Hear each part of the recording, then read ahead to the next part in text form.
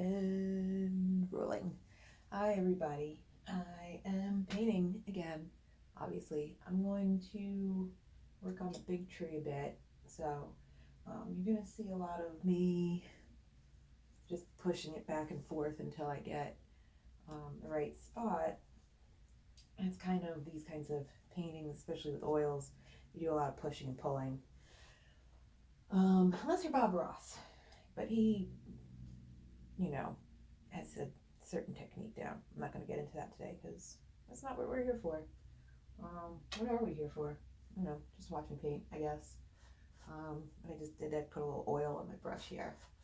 In case anyone was wondering, I use walnut oil. I like the viscosity of it. It's not toxic. It's fairly reasonably priced, and it's easy to get. And and I like how it turns out. Why do we use oil with oil paints? Besides the fact that it's in the name. And that's why it makes it to make your paint more fluid, and that's it. So, when it's a little less oily, more thicker, it's got, you do that, use that for certain things, and you add more oil and have it, less pigment and more oil for other things. And that's that. Oil paints are basically pigment and oil. You can make your own, but, we usually don't because we don't have to. The brush I'm using is synthetic. Some people probably caught on to that. And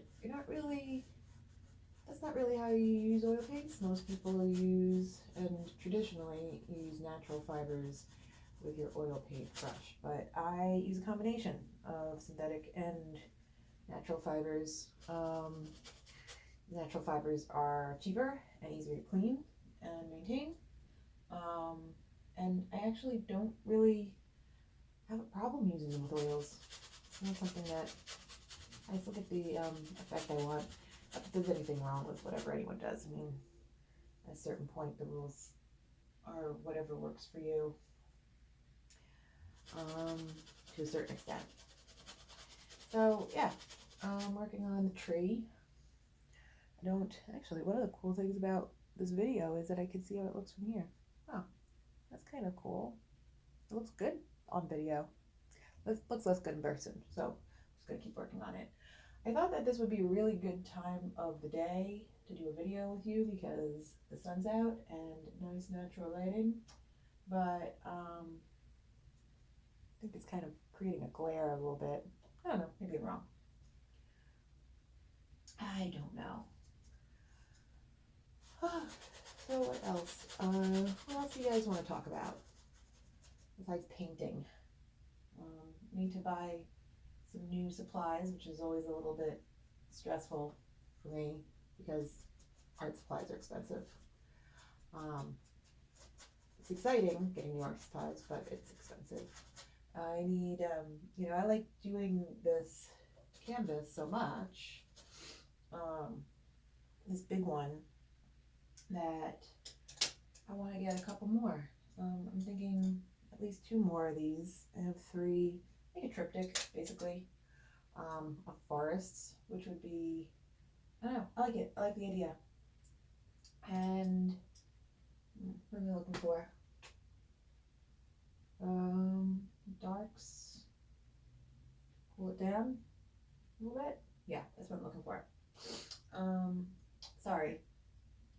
Talking to you while doing this also is taking up my attention from painting knowledge kinds of things, which is a little difficult, but it's all right. I'll get used to it. You just have to bear with me while some videos I might be quieter on, I guess. I don't know. But kind of like this one, lots of ums. Not to give you guys the ums, but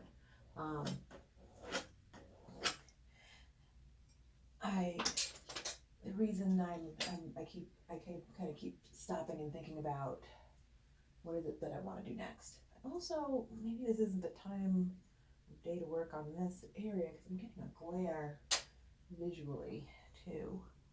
I don't love. Ooh, that's a nice kind of like highlighty area. So I like that. I like that a lot. My reference is over here. Anybody who's saying, oh, you should do this or should do that. Not that you guys are doing that, but this is, despite what it might seem, this painting is still in kind of an early stage of blocking things out, which lasts for a little while. Wow, I've been talking to you for 5 minutes already. I was going to only make this a 3-minute video, but I guess it is what it is. Maybe I'll just cut it into different pieces and upload it separately. I am also experimenting with some new paints that aren't really that new. I got them last year. They're, Williamsburg Paints, which is a pretty popular paint brand for oils at least. And different paint brands have their own, there's some standard names like burnt umber, or burnt sienna, raw umber, burnt sienna, phthalo blue, all of the things you probably heard before. But then each paint brand also has like their own colors, and some are worth experimenting with. And Williamsburg's got some nice ones. I got like a sample pack last year. I was asking the lady at Blick about what kind of paints that she recommends, because I was working on that. The group show was in an Atlantic Gallery last July, and I told her I have a lot of paintings, making a lot of paintings, and it was when I just started doing this kind of stuff.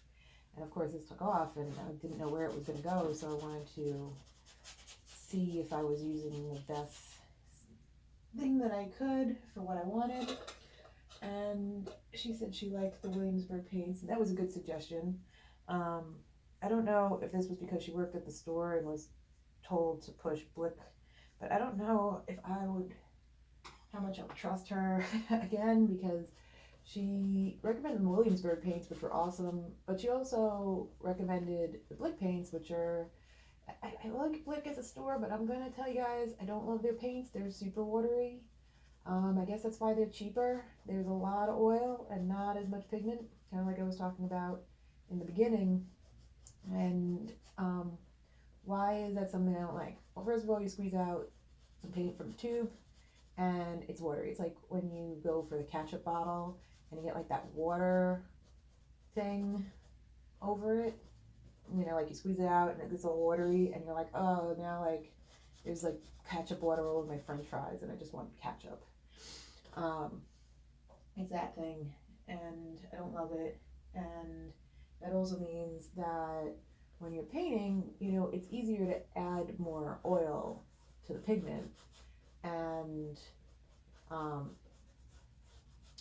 you can't really, it's harder to add more pigment to the oil. So you get their paints and have a whole bunch of oil come out instead of pigment. It's a little like, oh well, it's not really helpful.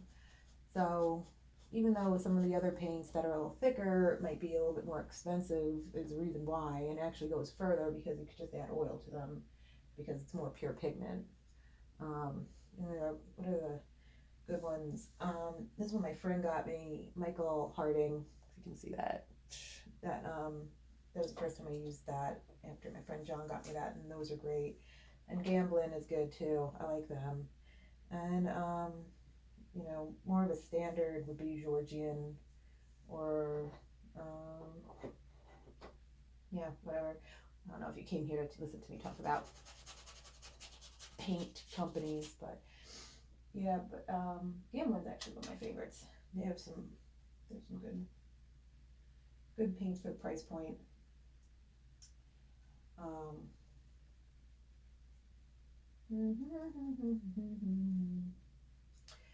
And the thing is, once you kind of have been doing this for a while, you know what paints you like to use, and you kind of don't really need a whole bunch of different colors, because you'll get used to which colors you need to mix to get the effects that you like to get. Like, I'm pretty much a raw umber, what else is it, Parisian blue for my black, or a dark blue. Terre Verte is a really good green that I like. Those Michael Harding that I was just showing, which is you know, let's see, Yellow Lake, Phthalo Green, and Naphthol Red. Those together make a lot of really good combinations. A lot of this painting is the green mixed with the red, depending on how much I want the saturation to be, because you mix, if you have a, you know, the green's really vibrant, but, you know, as we all know, red's the opposite of green, and to desaturate it, you just add the red, and it usually comes out great. I know I covered up most of that light area, but I'm going to go over it again. I kind of am thinking about that I want it to be a little thicker on the tree. I think I'm going to do this, the bottom part, separately than the top, almost like a different tree. When I do work like this, I also think of it in like in zones, kind of.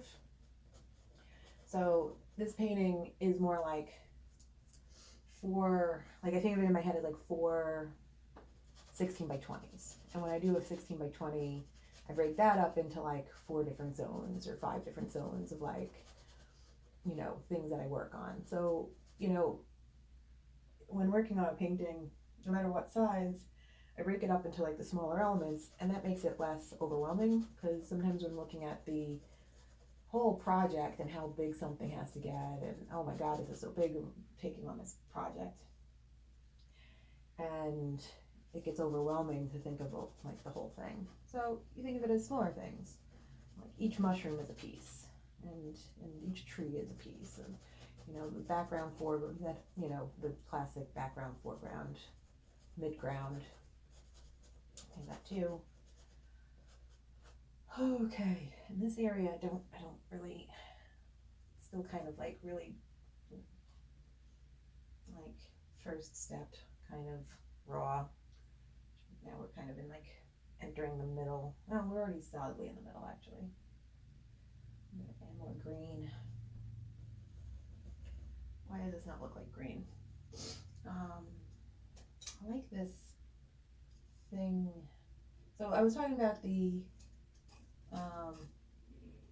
know what, guys? I'm going to stop this video and make another 13 minutes. Everybody, I'm going to stop this video, make another video, because it's easier for me to upload. Okay, I will see you in the next video.